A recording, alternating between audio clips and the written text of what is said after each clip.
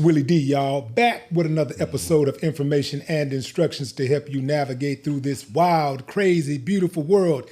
In the studio, DaSean Jones. Hey, thank you for having me. What's up, King? Thank you for coming. Thank you for coming.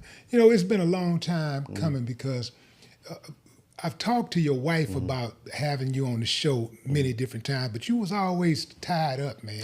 And I don't like that, man. Crazy. No, I like the fact that you was putting in work, you know. If you're gonna be held up, it's better than somebody just saying they don't want to do the show, you know. True. No, this has been busy. In fact, I just got back from El Paso, so I was out there doing some work. So yeah. So now that you are, you know, you did you start on the bench? Nah. So as far as the legal world, I started my own practice when I got out of law school. Okay. And then that was in 2011. Yeah. And then I think I thought the temperature was right, the environment was right to go ahead and seize the day, so to speak. So I ran in 2018, and I took the bench January 2019. Right. Yep. Right. So you started with practice. You started advocating, then you got on the bench, and then you got back to advocating. Yeah. So, what's something that you see differently that most lawyers never will? I think something I see differently most lawyers never will. I like that question. So it's like, you know, I get to see both sides of an argument. Sometimes I think I've seen where lawyers get really upset about being denied a particular thing or whatever, and you know, there's certain criteria that has to be met for a judge to make certain rulings, and you know, it's our job is, you know, kind of call balls and strikes to not get too legal with it, right? We're essentially umpires, and just like baseball, people get mad at umpires sometimes, and I think just understanding that, hey, this person has a job to do, as long as it's not malicious or, you know, you can tell they're kind of favoring one side or the other. I don't have an issue with anyone just doing their job. Yeah, you know? Yeah. So when you're doing your job, how much pressure is it on you to being a judge, when you was a judge, being a I'm still a judge though. You still a judge? I thought that you stepped down. I stepped down. So I've been in the military for years, right? Right. And so before I just got back from Iraq when I went to law school in 2008. So got back from Iraq January. My mom passed away on Valentine's Day. Well, she passed away at 49. So that kind of motivated me to hey, let me go do some other things. So I stayed in the military. I went to reserves. I became a JAG. I used to be artillery. So I became Navy a JAG. No, Army JAG. Army Okay. JAG. I still serve as a military judge. So I'm still I've been a double judge for a couple of years now. Oh, okay, okay. But when you were a criminal judge, that was what was that, 180? 180. That was that 180, Yep. right? Yeah. So when you were working within that capacity as a black judge in the United States of America, in Texas, Houston, Texas, were there any pressure on you to be like extra, I would say, fair to whites? No, I don't think so. I felt like, well, first of all, I guess pressure is all about, you know, who's being pressed. Again, I started my career out of college going to the military, going to Iraq twice. So you're not necessarily going to press me. Like, you know, you're not shooting at me. You're not trying to blow me up. There's no IED. So to me, I don't look at it. I never looked at it as pressure. I thought the job was, I thought it was interesting. It had a lot of dynamics. But as far as like pressure me to do one way or the other, that was never my thing. I think most people you talk to that actually practice in court, not the media. If you go to people that actually practice in my court, don't matter what side they were, Republican, Democrat, they generally said I was fair. I had good temper, even keeled, and you know, I try to listen. Now, you may not be satisfied with my ruling, you may not like it, but guess what? I can only rule for one person. So either it's 50% chance you're gonna get screwed. So that's just the way it goes. See, I respect that, man, because there's a huge misconception that a black judge is going to be extra hard on white folks, or they're supposed to be extra hard. Well, there's a misconception from the white side. White people think, oh, he's black, he's gonna try to get me back for what my ancestors did. and I find it that oftentimes when I'm reviewing cases, black judges are more lenient with white people, you know, with white defendants than they are with blacks. I've seen this myself. In fact, there's a few viral videos out there of black judges just being extra kind, you know, and then even the way that they communicate with white people, with white suspects, oftentimes, they seem to be a little bit more, I would say, considerate. When they're speaking with them, they're a little bit more kind and gentler. Yeah, I think it's no different than just general population. Black people are not a monolith. You know what I'm saying? I think that's a huge mischaracterization of African Americans as a whole. But then even as judges, we're not a monolith. I'm sure there's the same people.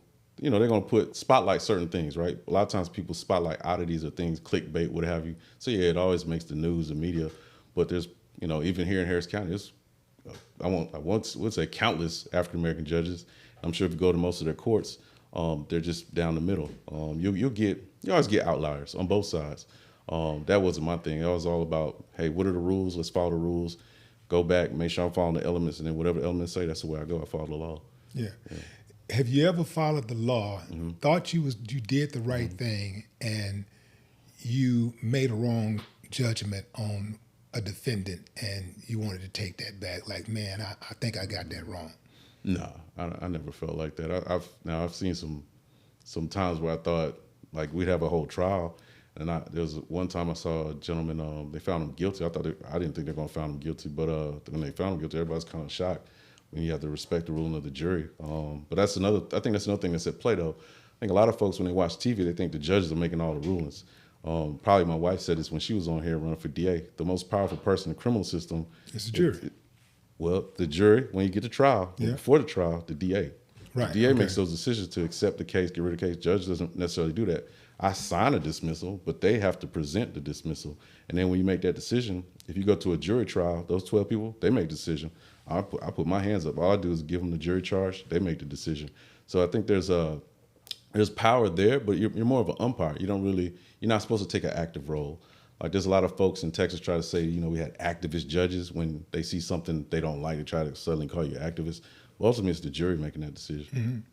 But there are judges out there because we're all humans and we come with our own set of implicit biases, right? Most definitely. And so when that happens. For example, like when a verdict came back that you was like shocked, especially if you thought somebody was innocent, they was found guilty. Did you find yourself? Well, I'm not going to use the word innocent. I'm going to say guilty, not guilty. Like elements. I'm an elements-based guy. So, like, none of us are innocent. Let's be honest. If you're biblical, you realize none of us are innocent. Now, guilty is like, What about the innocent of the crime? Are some of us innocent of a crime? Guilty, not guilty. There's a difference. There's a serious difference. Okay. Guilty is, let's say there's three elements. The elements are I see what bald head, shirt, tan jeans, right? If one of them elements are missing, you're not guilty. Now, doesn't mean you're innocent. It means you're not guilty. So it's element based. You know what I'm saying? Even in the jury charge at the end, it says guilty or not guilty. It doesn't say guilty or innocent. Now they that's the legal, it's the legalese, but technically if you don't meet those elements, you're either guilty or not guilty. You have to hit all the elements. So they'll say stuff at the beginning of a trial like, hey, let's say one of the elements had to be in Harris County. We don't prove to you it's in Harris County.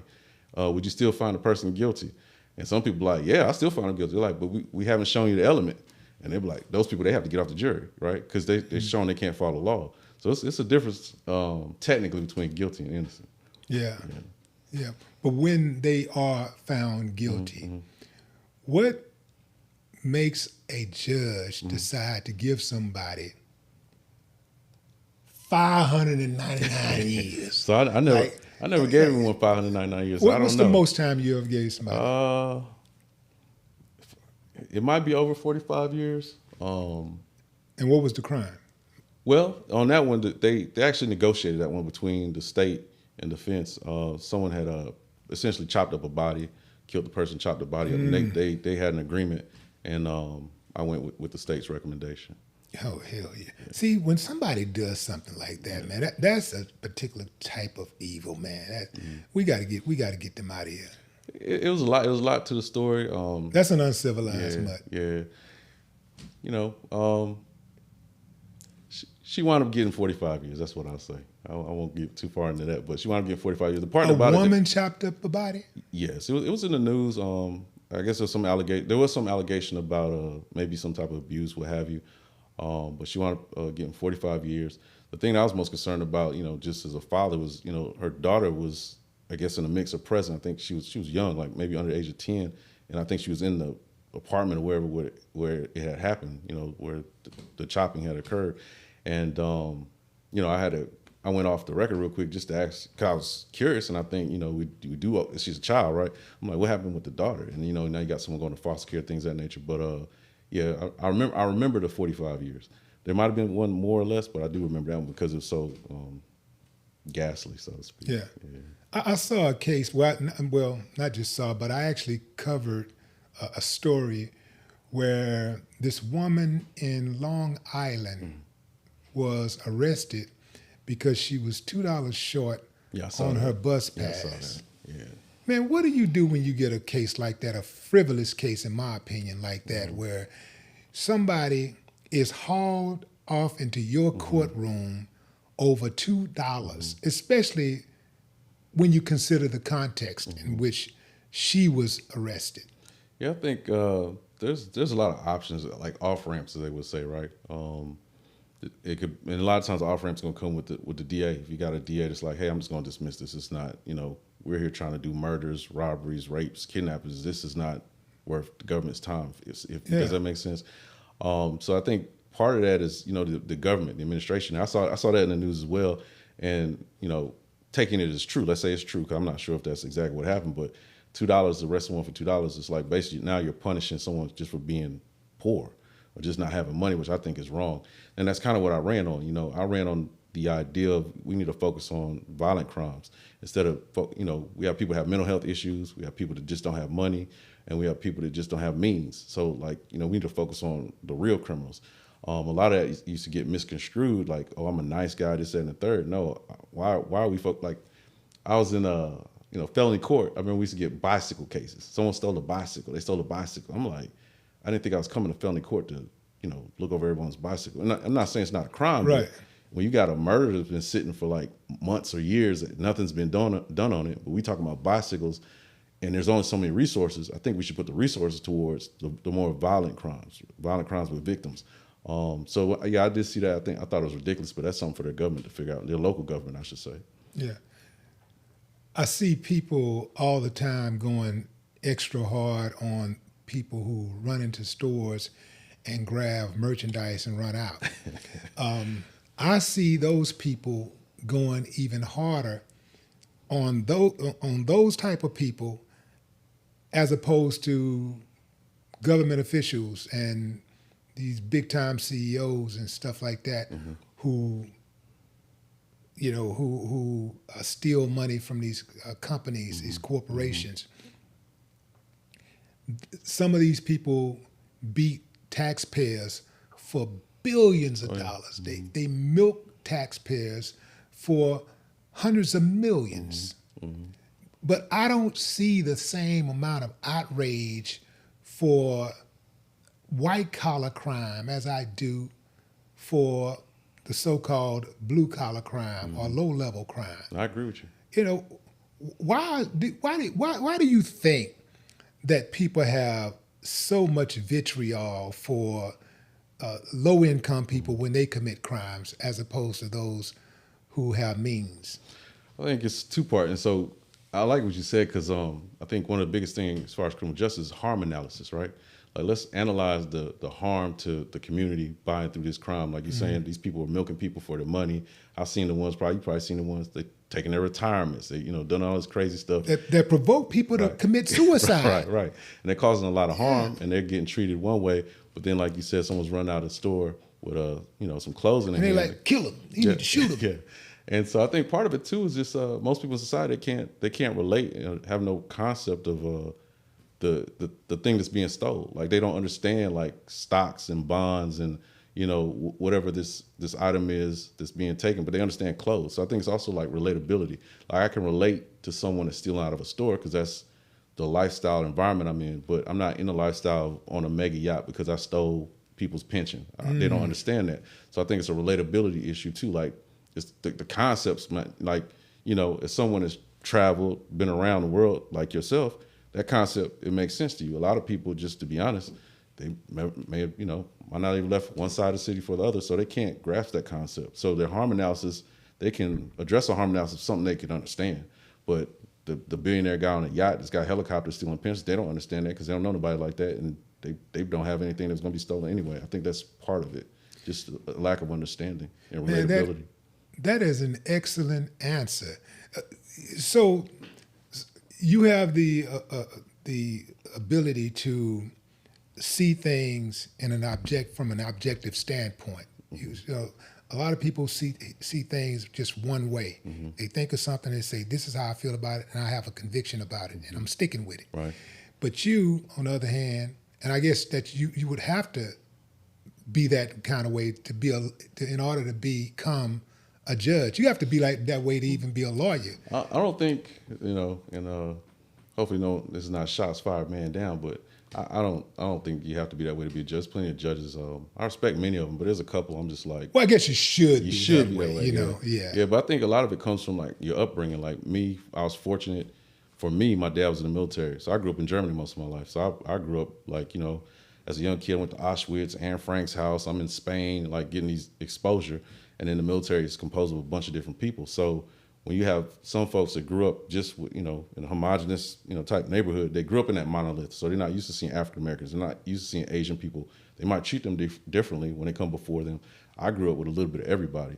Now I went to HBCUs, but I still grew up with everybody. So I never had an issue like, understanding people or not, cultural insensitivity, so to speak. I think those people who grow up in a little monolith and, and can't expand their minds, they make poor judges, in my opinion, because, they can't relate to different people. Like when I was running, I was saying half these folks that want you to vote for them, they only come to your community when they need you. Now all of a sudden they want to buy some chicken wings and some Uncle Nearest and talk about let's hang out. But the rest of the year they don't talk to you. Right. They're not coming to your churches. They're not going to sit down and have dinner with you. They don't understand your food. But then they're like, hey, I want to judge you. You're trying to judge something you're not a part of or from. Particularly, I've seen like, locally, you have some folks that are in the criminal justice realm, and it's a lot of minorities there, right? They don't listen to the music. They don't care about the people. They don't go to neighborhoods. They're scared to go to 3rd Ward, 5th Ward. I'm going to get robbed over here. I remember when I was in law school, I was in a group. It was U of H students, South Texas students, and Thurgood. I represented Thurgood for the group. They didn't want to come do an activity at our school because they're like, oh, we'll get robbed over there. We're so scared. These people become your lawyers and your judges. You think their mind state changed or shifted? No, it didn't. And that's the main issue, which goes to properly vetting people you vote for. Making sure they're just not there on that Sunday, in front of pastors saying, hey, we love black people all of a sudden just that day when they really don't because they're not there the rest of the year. Excellent point. I spoke at the University of Houston Law School years ago, and when I walked in there, I could see the faces of some of the law students. There was probably one black law student, and everybody else was, mostly white and Asian, and it probably was like a good maybe 60 students in there or something. But the way that they were looking at me when I first walked in, it was like, it's almost like, what the hell is he gonna say? What can he say that I can be of service to me, right? But I went in there knowing that I had the upper hand because I had more experience in life. Right. I had more overall experience. Right. Yeah, life experience is important. Yeah. See, they just had the book experience and that little community that they come from, because they all go to the same schools, they hang out at the same bars, they vacation together, they go on retreats together. Many of them will not go outside of their comfort zone, whereas me, I grow when I get outside of my comfort zone. That's what made me walk into that room and speak to them. And those experiences are necessary. I mean, that interaction with you, it could have helped change someone's mind or give them a new perspective because, like you said, for some people, if they've never had that interaction, now they become your lawyer, your judge, or even if they're against you, it's like they might have a certain level of animus or distrust for you because all they've seen is movies where, you sag your pants, you don't raise your children, allegedly, right? Even though CDC already said that's out of here. But, they go off of these stereotypes. And that's a huge problem, I think, just in general, but definitely in the legal community where you're affecting people's lives. The stroke of a pen You take someone's house. Struggle with pen, you send someone to prison. Struggle with pen, you take someone's money. Struggle with pen, you take someone's pension. Yeah. So it's like it's interesting. It's interesting to watch. I'll just say that. Yeah. Yeah, this one guy was in that classroom. He was looking at me from the time I walked in. He was just like, He might have been a fan though. He may have, but he was just really like, and I was like, I already knew I was gonna flip him because I know who I am. I know me, you know, and I know I'm a fair dude. And I just look at things. I call a strike, and a ball, a ball. Right. I look at things as they are. And I really do judge people by the content of their character, not the color of their skin, or even their background or whatever. Or you know, I judge people individually, right? So, yeah. By the time I finished, man, and dude walked up, asked for an autograph, and he said, "Hey, man, I didn't know all of that about." They didn't know simple things about like.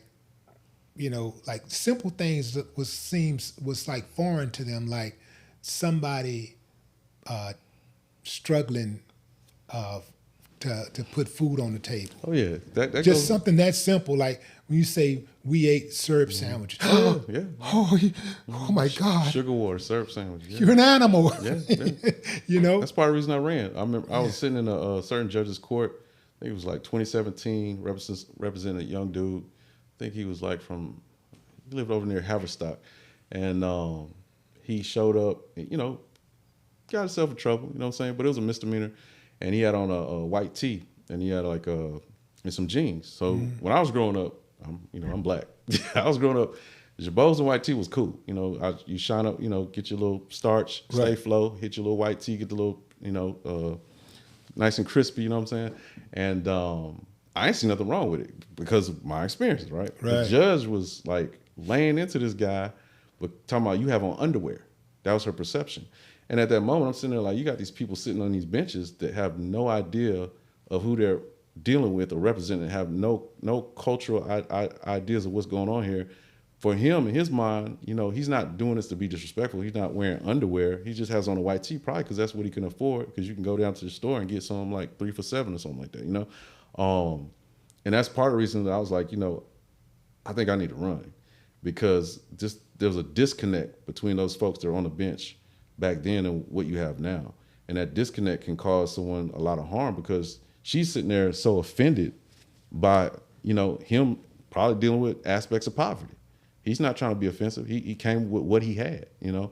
And some people might say, well, oh, you know, you go out and get a polo, this, that, and the third. That goes back to what you're saying. Some people don't understand. Some people don't have much, you know, and they've never experienced it. They don't understand it, don't care to understand it, but then they'll punish you for it. And then think it's funny and make jokes behind closed doors about it too. Yeah, yeah. But you ran because of that disconnect, because of the lack of representation for black people in the courtroom. So why did you step down? So I stepped down because, as my friend Sean Banks, you know, shout out to him. He'll probably watch this and be excited I gave him a shout out. He's a huge fan of yours, but shout out to Sean. Shout out to Sean, right out there in Florida. But I feel like I was fighting with the people I was fighting for, and that's a hard pill to swallow, you know. And you can only fight with the people you're fighting for so long, and it's like it becomes to a point to where, you know, I'm trying to make things fair for everybody. Right, and then trying to make things fair for everybody, getting these conversations where people don't understand, they don't want to listen to it. It's like I don't know if you're familiar with that movie and the books, The Spook Behind the Door. I was able to go and see what happens, you know, as an African American man in the third largest county in America, and so I'm having knowledge I'm trying to share with folks, and they trying to like dispute it when they only have one side of the story, and it gets tiring, you know, trying to deal with that. And then there's a lot of political attacks that came my way. I thought, you know, that seemed a bit targeted, and that I got tired of that. Not in the sense of like it wore on me personally. Coming from the military, I was always with, you know, I was an artillery guy. Everybody I was with in my platoon, like let's say a fight broke out, everybody's fighting. When I was in school, if a fight broke out, everybody's fighting. I'm not saying fighting's a good thing. What I'm saying is I was used to being around people that had your back. So I was part of a group of people, I think, that just really didn't have my back, and I'm not gonna be out here swimming for people drowning for people that won't swim for me. Not happening. So I was like, let me get back to taking care of my family, be with my family, and just go do something else. Okay, so I hear you, and I really do understand your explanation. Having said that, when you step down, that's one less brother that we had fighting for us. See, like we gotta have. I don't believe that we have the luxury because we're so far back and we're attacked on a daily basis. We're targeted on a daily basis. I don't think that we have the luxury of not holding the line in regards to getting into those rooms where we can make this difference. And let me just make the point. So, it's like me. I'm in this media space. I was going to lay this down about 6 years ago. I was going to stop doing it because I got tired of fighting the people that I was fighting for. I'm online. I'm trying to say real shit. Give people information and instructions to help them navigate through this wild, crazy, beautiful world. I could easily turn the camera on and start talking about frivolous stuff. Stuff that don't matter, don't mean nothing. I can show off my cars, my houses, my businesses. I can pull out money all day long, bro. I could do that. But I'm like, no, if I'm gonna have your attention, I'm gonna give you some news you can use. And so I'm putting that out there. And who even to this day, I haven't had one white YouTuber come for me. They've all been black. Every single one of them have got something slick to say. It's always been the black ones. And we know what type of black ones they are. But my point is that, I got tired of fighting, for people or fighting people who I was fighting for. So I was like, you know what? Man, I don't need this shit. I got other shit. I'm making money over here. Well, I'm making way more money over here than I'm making over here. I ain't got to do this. You know what I'm saying? And I was gonna let it go. And then I said, you know what? Fuck these motherfuckers. I was like, man, I'm not a quitter, and I don't run up these cowards, these chumps. I'm not gonna let them. That's what they want me to do. And I say that because that's what they wanted you to do, DaSean. They wanted you to step down. They wanted to run you off because they know they respect your mind. They respect your mind. They respect your talent. They know that you are for the people. You cannot be bought. And so when you decided to step down, they was like, you did what they wanted you to do. And I understand that you got your family, you have to consider, because my family is everything to me also. But when I think about that, man, I think that too much is given, much is required. Yeah. And I agree with most of what you say. So, I always tell people, you're talking about holding the line. So my background is I went to Iraq twice. I think it's an experience most people have never had, don't. A lot of people didn't make it back. You talk about holding the line. What's important with holding the line, you have to have people supplying the line. And if your own people aren't supplying the line, it's impossible to hold the line. What I mean by that is the tax I was getting was I was in one political party. I was getting taxed from another political party. I literally seen folks go, because judges, we can't say anything. Let me make sure you understand that. And I'm a confrontational person. So to not be able to say anything goes against who I am just as a person. Like, you can get on the mic, say whatever. Judge, you get on the mic, you say that, you're going to be in Austin trying to say, why were you even talking about that case, et cetera, et cetera. Does that make sense what I'm saying to you? So as a person that's confrontational, naturally confrontational, to not be able to say anything is like, it eats you up inside because everyone else isn't saying anything when they can. So you have the judicial, executive, legislative portion of the government. I'm judicial. We can't say nothing. Executive, legislative folks, they have a voice. They weren't speaking. And then, for it to be so important, et cetera, why is it that we didn't hear anything from Texas Democratic Party about the Republicans attacking me? Why didn't we hear anything from Harris County Democratic Party about Republicans attacking me? Everybody knew. I was making the news. I was making national news, but nobody said anything. And I'm just going to keep it real. I don't hang around with chumps and punks. I don't do that. And so if you're a chump and a punk, I don't want to be a part of that. So, I'm not going to betray myself to save someone that ain't trying to save me. Not happening. Particularly when I have a family and a son, and I have more important things to do for them. And so that's another frustrating aspect of it too, because when I walked in here, You had people behind the scenes ready to help you with the cameras. You had people behind the scenes ready to greet you. I had none of that, and I'm talking about from my own people, from the Democrats. Yeah. And so if they want to sit, if anyone like, because some people are like, oh, we mad at you. Well, you mad at me, but when I go and look at my campaign funds, you didn't donate. When I had a campaign event, you didn't come. When I went block walking, you wasn't there. But now you mad at me. You weren't helping. So it's like you're not helping. You're hurting, and then you want me to do something for you. That's not happening. I'm not a sucker. That's what suckers do. I'm never gonna be a sucker. So I'm gonna go out and do what I need to do for my family, do it in a better way. And now since I've been off the bench, I've donated to campaigns. I've been able to donate campaigns. I've been able to do what people weren't doing for me, and so I think that's more important because the suckers weren't doing it. And and anyone can take this any kind of way they want to. I say the same thing. I always say, I'm gonna walk down tomorrow. I'll be at court. I'm gonna walk down Congress, go to lunch. You got a problem? Come say something. But the suckers weren't doing nothing, so I just couldn't do that. I'm not doing that. I mean, how? First of all, let me just speak on these Democrats. The Democratic Party, the Harris County Democratic Party. They try to railroad me. So I wouldn't be shocked. Yeah, so they tried. In fact, I remember. Me. Yeah. They didn't want me to run. They did not want. But me. I will say there's a shining light to the Harris County Democratic Party right now. Tracy Gibson. Yeah. I think she's gonna. So far, I'm seeing good things from her. I think they got good new leadership. The old leadership, it was. You saw it yourself. So I saw it, man. They sent my check back.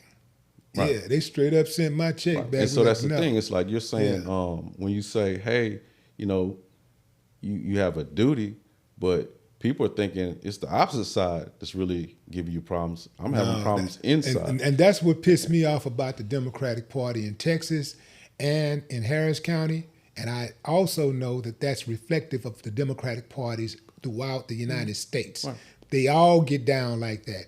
I'm gonna tell you what I think about you Texas Democrat Party and you Harris County Democratic Party, just like all of the rest of them all across the country. Y'all cool with a black person sitting in that seat as long as y'all can control them. If you can't control them, then you would rather have a white adversary in that seat. You would rather have a white Republican in that seat. I know you, mother. I know you for real.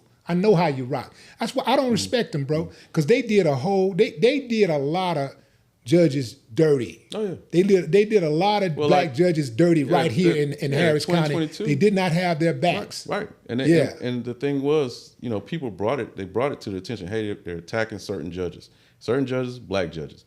When you look at 2022, you see all those names. Any name that appeared ethnic had a hard time getting over the hill. Yeah. And then it's like the issue was when you look at the Democratic rolls, when you go to certain neighborhoods, our neighborhoods, if you black, white, Hispanic, whatever, our neighborhoods, black neighborhoods, they're voting for the Democrats. You go to other neighborhoods supposed to be Democratic neighborhoods, they're not voting for the black Democrats.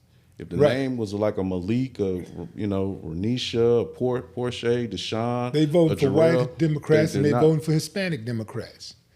And they're not. Yeah, you see a huge fall off, and it's all the data's there. The data's there. And the thing that I saw before that was I think it was what we ran in 19. I think immediately after we ran the first time, Fort Bend was first. They got rid of Sherman Hatton was an African American judge. They had O'Neal Williams, and there was a third one. They got rid of them the first cycle, gone. They had one cycle, gone. Mm-hmm. Then they came to Harris County, did the same thing, trying to get rid of everybody. They attacked what Daryl Jordan was running for judge at the time. They tried to indict him. And who tried to indict him? The Democratic DA tried to indict him. Why? Because she thought he was about to run for office. That's allegedly, right? But he was indicted, immediately gets dismissed. And then they attack everybody else. And then when I was running for Texas Supreme Court, that's the year I had got sued. Who did I get sued by? The other party, right? Did the Democrats try to help me? How much money did they try to help raise me to fight against this litigation? Now, mind you, I'm paying for litigation out of pocket. We only make so much money. And I'm talking about family. So the litigation wasn't cheap. They were supposed to step up and say, we need that seat. We need to hold that. We're going to help DaSean. Yeah, right. Even as much as people like to make fun of people in the streets, even gang members are going to ride for their homie, right or wrong. Like they're not doing that. They're like, we'll let him fry. And then you make so much money, you got to pay over $100,000 or more just to fight this lawsuit while you at work. And so I'm losing money in this job. I was already making less money when I made in private practice. Now I'm paying money to lawyers to fight for just because I won. I didn't no wrongdoing just because I won. Now the news and media try to make it look like this and that. What happened was I won. That was the issue. You know, they paid like $2 million to different folks. I still won. They were upset. They sued me twice. They sued me once for, I think, like, put my name on the ballot, some weird thing. Then they sued me because I let some, I don't know, paper went missing, whatever. I don't touch the paper. So what am I getting sued for? But I got to pay for it. And then it's like you're paying for that. You're going to court. You're still trying to do your job. And then people are like, oh, we wouldn't even know he's getting sued. I kept doing my job, right? And it's like, why? Why am I doing this? And I'm losing money doing this. Like, and y'all not saying nothing. Y'all not putting up no money. Y'all not coming to no campaign events. Y'all not even liking and sharing. That don't take much. Just to like and share, this little thumb push, right? So it's not worth it. You mentioned gangsters, right? Did you say that word, gangster? I might have said What's that word you used? I said at least like from my life experience. You said gang members. That's what you said. They'll ride for each other, right or wrong. All right. Right or wrong. But let me just say, you're right. And that's consistent with what the Democratic parties are doing. Mm-hmm. They're gangsters and they're riding. I mean, they're gang members and they're riding for their gang. Their gang is white supremacy. That's their gang. I can say it. You're a judge. You can't say it. I can say it. Yeah. I can see it. Their gang is white supremacy. That's why they fight so hard to control. It's all those seats wield the same amount of power and influence, and they pay the same amount of money whether a Democrat or Republican is sitting in them. Mm-hmm. So why is it that we are still fighting the same battles all of these years later that our ancestors fought, that our predecessors fought? All these years later, we still fighting the same battles. It is because the Democrats and the Republicans are in the same club as George Carlin said it, or once said it. The Uniparty? Yeah, they're all in the same party. It's one big club, and we ain't in it. Yeah. We're not in it. It's one big club, and we're not in it. Mm-hmm. They use black people to run interference, but really, they don't do nothing. They don't get anything done. They don't really get anything done. And if you go in there and you get something done, if you're black and you're getting something done and you're moving the needle and you're fighting for the people, if you care for the people for real, they are going to try to figure out a way to get you out of there. You are going to become a target. Yeah, I can't disagree. Now, if they can control you and they can make you yes sir. If they can get you to dance, you good. You're gonna be good. But if they can't get you to dance, it's gonna be a problem. And so, this is why I don't respect them at all. I don't respect them at all. You said, what's the name of the person you said that might be a shining light in the Democratic? So Tracy Gibson is she's a new chairman for the Harris County Democratic Party. Tracy, you got some work to do. I'm telling you straight up, you got some work to do. You're gonna make some enemies because if you're the truth like DaSean say you are, look, it's gonna be a problem. It's gonna be a problem because they've been doing things a certain way around here for a minute now. The way that they ghosted those black judges. Oh yeah. This last go around, the last two go arounds, I mean, they consider it a win. It's disgusting. Yeah, they still thought that they won, and then it's like it's disgusting. When you look at the names again, you list the names of the people that were either narrowly winning or lost, all ethnically African American names, and it was like no big deal, no issue, and it's telling. We all saw it. It's not me making it up. Anybody can go look at the rolls and you'll see it, and that's another thing. Dealing with that, I'm like, I'm not trying to do this. I got other things I could be doing. I feel you. It's going to take a different type of temperament to deal with that. Consistently. Like maybe you've put your time in, so I did my time. You did your time. I did my time. So it's time for somebody else to step up and do their time. Yeah. But we do have to have all hands on deck, man, because boy, we're up against probably the greatest beast that ever existed. Hey, what's going on? What's going on with those street lights on Scott and Cullen and Furman Street? What's up with that? I mean, We had Tahir Charles. We have a podcast. Me and Aubrey do a podcast. And we had Tahir Charles on the show. Yeah. Shouts out to And he's trying. I think Tahir's doing. You think he's trying to bring attention to it. You'd have to ask your Democratic buddies what's going on with it. I'm sure you got. Wait a minute. Wait a minute. So this is isn't this Rodney Ellis's district? That's my understanding. That's my understanding. One of the big dogs. Come on, Rodney. Yeah. Say, man. Come on, man. We're talking about something basic. We're talking.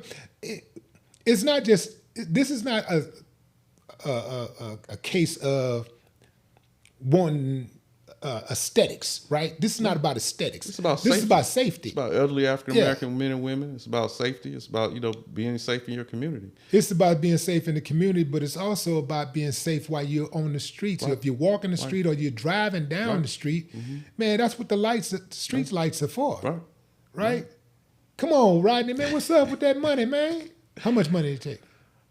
That's Tahir. Tahir, you got to talk to Tahir about that. Tahir, okay, I'm gonna talk to Tahir. He's come on, man, he's trying to get it done. Hopefully, it gets done. But again, it's like a lot of people that be so dedicated to. A lot of these folks been sitting around doing nothing for the last 20, 30, 40 years. Smiling, eating chicken wings, and dancing boogie woogie and taking photos. You don't get anything out of taking photos. A lot of these guys that get together, they get in a room, take a photo together, and they're like, "Oh man, you did so. What did you do? You took a photo." And that's another thing. If that's the capability, if that's your capability, taking a photo for some glamour and some glitz or whatever you want to call it. I'm not trying to be. That's not me. I can't. That's not me. That's not my style. I just can't do it. But you won't be able to take a photo on that street because it's dark. But take a photo anywhere. So. He's pretty sharp, man. Just facts. Wait, when you learn to be so quick-witted at, was that something you picked up in South Carolina, growing up in South Carolina? Probably from my mother, a little bit from it's a mixture. My mom used to rag on us pretty bad, so we got used to, the dozens, whatever. And then partially maybe Iraq, trying to live, you got to think quick or you might not make it back. So, just mixing the two, leveraging it. Leveraging it. How old were you when you left South Carolina? Ooh, Georgetown, right? Yeah, Georgetown. Yeah, we left. I was maybe second, third grade. We always went back, but my mom's from Georgetown. My dad's from Charleston. They met at Voorhees College, and they didn't finish Voorhees because of me. Okay. I was made on Voorhees, and then they told me, hey, you got to go ahead. They just called me the college baby. Like you need to go finish college since they didn't, and that's why I wound up going to Tuskegee. So yeah. Oh, that's a hell of a story right there. You got to finish college. Because he's calling me the college baby. Yeah, my grandmother said the college baby. He got to go to college, like since y'all, But it turned out good. Yeah, well, man. So what did you like? You went to high school where? A couple different places. So I started high school in I want to say I was in Baumholder, Germany. No, actually I started Oslo Scharmbeck, Germany. Then I went to Baumholder, Germany. Then I went to Fort Knox High School in Kentucky. My dad was in the military. So I went to 3 different high schools. Okay, so you went to high school in Germany. How many years? About 2. You play football? Nah, no football. I was so scrawny. No sports? No sports at all? The only thing we did was martial arts. We did a lot of martial arts. So a lot of fighting. I was skinny and you move around a lot, you got to fight. So my dad made sure we fought. How is martial arts similar to being an attorney? You got to know your techniques. Like there's certain techniques, and you gotta practice. You gotta continually practice. You can, if you don't do it enough, you get rusty. Obviously, like when I was younger, it was more like like Shotokan type stuff. When I got older in the military, we did combatives. Like it's more like UFC type style. But even with combatives, I'm older now, 47. I go back and try to do some combatives. One of them young guys be trying to kill me. So you got to stay fresh, or you move too slow. You don't have time to really think. It has to be like second nature, like kind of like boxing, right? Like you want it to be second nature. So you want to make sure you practice. You want to make sure that you pay attention. No, and then there's something even from the military that I think relates to martial arts and being an attorney. Know thyself, know thy enemy, know thy environment, win 1,000 battles, right? So I think that's important too. If you get a case, you got to know your case, right? You should know who the opposing counsel is. What type of case do they try? Do they go to trial? How you can poke at them or not. They might be a titan. This ain't nobody be playing with. And then know your environment. What judge do I have? Is this judge a fair-minded judge? Does this judge hate defense counsel, or does this judge hate plaintiff's counsel?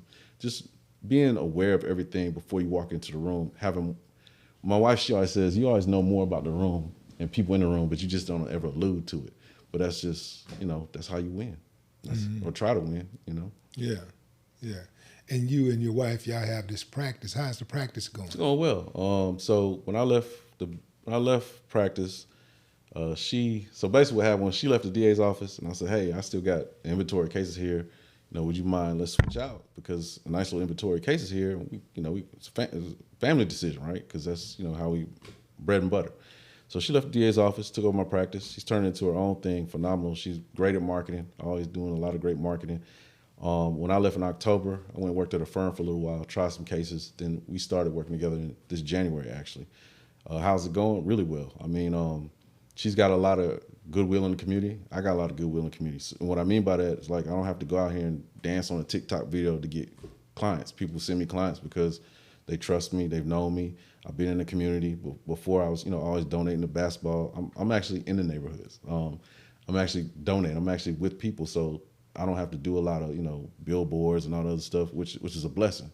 A lot of natural relationships. And, how she is too, just we're nice people, treat people fairly. And I think that goes a long way. So it's helping our practice build quickly. We've had to do a lot of new hires, getting a lot of good cases from all over the state. Wrongful death cases, med-mal cases. We do mainly personal injury. I'll touch a employment or criminal case every once in a while so I don't get bored, but doing mainly personal injury. But it's been good. It's been real good. I think we're going to have a lot of growth in the next year. A lot of growth. Yeah. And just for the record, she is the great Adia Jones. Yeah, Adia Jones. How do y'all balance legal strategies when you have to, you have to work together, in business you have to work together, right, at the firm. But then you also have a home life or a romantic life, right? How do y'all balance that when y'all have to work so closely together already for so many hours a day? And how do you turn that off? She says I don't turn it off, so she gets a little irritated about that. But I think what we've done, she has a team, I have a team. So they got their cases, we got our cases. We do a lot of back office stuff together, but we have our own cases. And so we might piggyback an idea real quick, but she's kind of doing her thing over there with her case, I'm doing mine over here. So that helps because we're together, but we're not, working on the same cases, if you will. Right.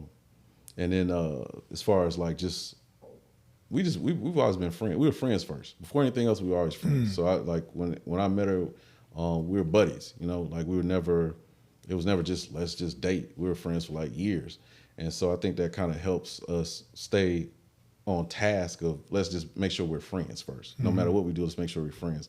Obviously, we butt heads sometimes at work. She thinks, what she say? She called me a bully. Not a bully, but I think from the military, there's certain ways and things that I have, the way I kind of do things that might be a little too blunt sometimes. But we work through all that. I think it's going well. I think we'll probably have a book or something about it sometime soon. It's working really well. And obviously, keep God first, right? Keep God first and keep what's first. Back to my kids, we believe in setting a good example. We have a young boy and a young girl. Got to set an example for the kids, and we can't expect anyone else to set the example for them. So we have to keep that in mind too. Like, we want them to see us as being hard workers. We want them to see us as being resilient. We want them to see us as being people that just don't put up with anything, because that's how we want them to be. We don't want them to be cowards. We want them to be hard workers, and we want them to, stand up for themselves. So I think trying to be a good example kind of helps that too, because we realize that they're watching and they see everything. Like they know about going to the office. They know, oh, Dad, you in trial. They get the concepts or starting to get the concepts. And we like that because those are things we weren't exposed to. And like when we talk about broadening of the mind, understanding things, we're able to sew into them a lot. And I think we're both happy about that because we take our kids first, Yeah. Was there ever a time like in your life where you experienced something and you thought it was a failure? You looked at it at that time, you thought it was a failure, but now you look at it and you say, man, I really grew from that. Let me think. A failure that I grew from. Well, I can't think of a specific one, but I will say life is, if you're out here doing it, like you're actually out here trying, you're going to have failures. Unless you're sitting on the couch all day, on Twitter or something, whatever people do now, that's part of life, and it's about how you bounce back. One of my favorite quotes is on the wall of my office is The Man in the Arena by Theodore Roosevelt. It's not the critic that counts, right? You got a lot of people that sit there and criticize and point fingers at you. It's the man in the arena. It's not the critic that counts, and it's the one that's in there fighting time and time again. Yeah. You get marred by the blood. You get the scars. And you learn from those things. It makes you more resilient. You can't become resilient by being just laying down and doing nothing. You have to be out here getting it. Like when we first started talking, you said, hey, you got a busy week. When I hear someone say they have a busy week, I mean, it means you're applying your mind, you're applying your body, you're applying your spirit, you're applying your vision, and you're actually allowing God to use you. You know what I'm saying? If you don't do those things, I feel like you'll wilter. Mm-hmm. I've always felt like that. Like, people that don't do certain things for a while, you get rust. It's like a car, right? There's those cars in the backyard or the front yard rusted with no tires on it. You got to maintain yourself. So, there's been plenty of failures, but I think I've bounced back from most of them. I think it's probably been tons of failures. I'm probably gonna keep failing, but I'm gonna keep bouncing back too. And the bounce back is amazing. It's always amazing. Yeah. Do you see yourself ever re-entering public service? Possibly, but it'd definitely be something on the executive legislative side. I need to be able to speak. I felt like the folks that were aligned with me when I needed someone to speak on my, because again, judges can't speak. I felt like they weren't interested in. I don't know. There's a couple of things that Aubrey says about them, but I just think like. Has to be somewhere I can speak and stand up for folks. A lot of people they get into these positions because they want the glory. They want to be I'm the man. A lot of these guys have never been the man. They never want to fight. They didn't have a girlfriend. They didn't have a car. They was preach. A lot of these dudes are preach. Some people call them chumps. Yeah. And if you go back and look at if you go back like far enough, you're gonna find the chumpdom, right? You're gonna find that phase of life where they were like a nobody. Now all of a sudden they're getting calls. They're getting dinner parties. They never had that before. Since I was young, I've had a nice life. You know what I'm saying? Like I've been able to do things. I've been able to go places. I've been able to have cars, do a lot of things that chumps can't do. So I was never in a position where I feel like, I got this robe and I'm better than you. And there's people downtown right now, they put that robe on, they want to be like, I'm this and I'm that and da-da-da-da-da. As soon as you take the robe off and leave that building, nobody cares about you. They're not calling you. They don't love you. People love me. You know what I'm saying? I got people who really love me. Like, I don't know if you ever been to any of my events. A lot of people show up because a lot of people love me. People are like, oh, your events are always, they felt like good at the events, right? Like, it's like a good spirit in here because I draw good people around me, not because of me, but because, just being real and faithful and trying to be righteous, right? A lot of these guys and women that are running for these positions, this is the first time someone's went and got something for them. I was 21 years old. In Iraq, I had a platoon, a driver. I had enough power to blow up buildings and stuff like that. I had that at a young age. So now that I'm older, it doesn't move me. Like these, they want to send somebody to go get water, make their coffee, like they feel like, oh, I'm doing it big. Like you're not doing it big because you're not a humble servant, and you can never lead unless you know how to follow. A lot of people don't know how to follow, but they want to be these little fake leaders and they have these titles. Without the title, who are they? If they saw you, I always joke, one of my favorite people, is another person, another candidate. He always say, the way he was raised is all about can you whoop him, right? And a lot of these guys, man, they're not gonna be able to whoop me, so I don't really care like what they think or say. And I think they're peons. To be honest with you, they're peons with titles. And a lot of people they're probably watching right now. I respect so and so. How dare you say that? I bet you won't say nothing to me though. Because they're cowards, Right. And I watched them be cowards. We talk about 2022, cowards. We talk about my race as cowards. A lot of things they should speak up for and stand for, cowards. And then, the measure of a man is what he will do not only when people are watching, when nobody's watching. When nobody's watching, what will you do? What would you stand for? What are your principles? And a lot of these guys, I don't think they're guided by principles. They're guided by money, fame, and, there's a dinner party on Saturday. Like, who cares? What about your family? Do you even raise your kids? Like, who's raising your kids? Like, it's a lot of interesting dynamics to these folks. Yeah. Yeah. Your wife, Adia, is a professional and a beautiful woman. Mm-hmm. How'd you pull her? How'd I pull her? You had to pull her. Yeah, how you pull her, man? It wasn't a pull. Just it wasn't a pull. It wasn't a pull. Like we just friends. Y'all did y'all meet in law school? We met in law school. We're just friends. It's always like that. Seems like to me, man. When lawyers hook up, it's like it's always seemed like they met in law school. Well, we met in law school. We didn't start dating until years later though. When we were in law school, we both were. Would y'all see each other at an event or something? No, we just stayed in contact. We were always friends. We stayed in Right. contact, and then I think I might have been. I think I went to the JAG officer OBC in Virginia, and she was in DC, and we just like met up, and then we went from there. But we were always friends. There was no pull per se. It was just a good relationship. Yeah. I know because Adia has been on the show several times, and boy, she just light up when she talk about you all the time, man. I knew you was a good dude anyway because Adia ain't no chump. You know what I'm saying? She ain't the type that'll mess with a chump. You know, and she's solid and she's a fighter. Oh, yeah. You know, how do she says to you that you don't know how to turn it off?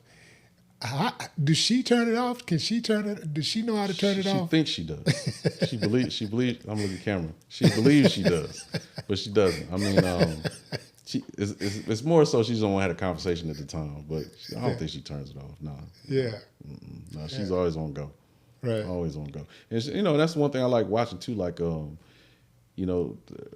growth. From leaving the DA's office and representing these people in all these cases and stuff. She doesn't let people play with her clients at all. And I think her clients appreciate it. Right. She's dogged about defending her clients, which I think is good. And that's why, again, she don't have to go dance in the TikTok videos. They're going to call and they're going to refer because we're doing like real good work. We're not out here. It's kind of like, with the cars and stuff, right? You don't see a lot of Ferrari, Lamborghini commercials, you know what I'm saying? Because they're quality cars and it's word of mouth. And I think she's been able to do the same thing with her practice, just draw people in because good work, solid person, real personality, built on principle, and that's rare, to be honest with you, in the legal community and in the political community. Yeah, you spoke about some of the things in during your judgeship that kind of left you a little jaded. Was there any particular case that you was involved with that made you see the legal system differently? No, I think I can't say differently because I knew what I was walking into. So I went to Tuskegee. The first semester there, you learn a lot about history, and my parents, they big on history. So I'll just say the nicest way I can say is I've learned a lot about history and how history repeats itself, and I knew what I was getting into. So I wasn't really nothing like shook me up. There was nothing happened I didn't expect. Let me put it like that. I think there were a lot of times. There's some times I feel like I can be proud of. I think there was a time like the very first week I was on the bench. There was a gentleman, I think he had gotten, it was like they were stealing like gas or fuel or something, some fuel case. I never actually even seen it before until he came up there. And they're about to put him in prison. And I was like, well, I saw him, he came in there, it was him, his wife, and like 3 girls. And, he's getting ready to go to prison. Over some gas? Like, it was a lot of gas, though. And then, I asked, I said, hey, have you guys, has the complainant been made whole? Like, is he able to pay it back or whatever? And then they didn't even think about it. Oh, yeah, he can pay it back or whatever. So they came up with a little thing like, well, let's see if he can pay it back, come back, and we'll do something else. Because in my mind, I view crime like this. You got violent cases with victims. You got violent cases without victims, like shooting in the air, things of that nature. And you got nonviolent crimes with victims, like fraud, things of that nature. And you just got nonviolent crimes. Does that make sense? Those 4 categories. Here we have a guy with a nonviolent crime with a victim. He's not a murderer. He's not. I guess technically he's not a robber. But it goes to the point of he's not somebody we're afraid of. He's somebody we're mad at. Does that make sense? Like, we're not afraid of this guy. Like, we're not, we're mad at this guy because he did wrong. And back to the earlier portion of this interview, your harm analysis, right? The harm. Now, if we can make this guy whole, the complainant make him whole, and then he's got 3 young daughters there, and they're about to give him years, what's going to happen to them daughters while he's away? Like, are we about to create 3 new people going to come in this courtroom? Is that necessary? Does that make sense? So we talked about it, and they agreed we did something different. He wound up going on like deferred, no issues like that afterwards. But I thought I was proud of that moment in a sense because they're just about to send my man down the road when he's got the wife, the 3 children. He's the breadwinner. What you think is about to happen with them? You're about to. Does that make sense? We're about to create a cycle right here, and we're able to quote in essence, stop a cycle for all intents and purposes, because if he goes down the road, they lose their house, whatever. Who knows what criminal conduct people might get in, or what might happen to these young girls if he's not around. And I'm not saying he's a great person. I'm not saying he's a bad person. I'm saying I didn't think the juice was worth the squeeze on that one. Yeah. Yeah, the juice wasn't worth the squeeze. The steak was not worth the sizzle. And the crime, the time did not fit the crime. Nah. And everyone agreed. Like, they just didn't think about it. Like, everyone agreed. And, I think we did like a community supervision. And again, he was somebody we're mad at. We're not afraid of him. Now, let's say he came in there, he like butchered somebody, or, did some crazy thing where, oh yeah, well, see you later. You know what I'm saying? Too much, hey, sorry. But this one, we weren't afraid of this guy. Like, no one, don't be afraid of this guy. Speaking of butchering someone, have you been following the David case? No, what's That's that? the David where the youngster, the singer, Oh, yeah, okay. I've seen a little bit about it. Dismembered the 14-year-old girl. Yeah, I think I saw a video the other day that said maybe someone else was driving a car or something. Yeah, we don't know, but he's in what my aunt used to say. He's in a pickle. Yeah, he's in a pickle. Definitely in a pickle. Definitely in a pickle. Yeah. But that's a thing. Even when I was on the bench, we go talk at different places. I always tell particularly young men, hey man, be careful. Be careful who you're around. Be careful what you get yourself into. And don't expect nobody to come save you. You have to make good choices, particularly at a young age when you might be getting vilified a little bit younger than most people. We talking 10, 11, 12, 13 vilified. So you got to be careful on how you move. And there's certain things that you have to teach young men. Be careful. Be careful what you're doing and who you're doing it with, because you might wind up in that type of situation. We don't know what happened, but I'm pretty sure there was a decision made at some point that could have went left or right and maybe changed that circumstance. Man, I like how you think, and I like the fact that you have moral flexibility, because people without moral flexibility scare the hell out of me. Really, I mean, these are some of the trip part about it is most of the people who have no moral flexibility, they only have that reserved for others. Mm-hmm. When it comes to them, they got all the moral flexibility in the world. But when it comes to others, no. So I really appreciate you coming on, man. And, thanks for having me. Imparting your wisdom, man, because, we need that. We need that, man. Thank you for coming on the show. Thanks for having me. I appreciate it. Absolutely. I appreciate it. Ladies and gentlemen, Judge DaSean Jones. Thank you for having me. No more talk.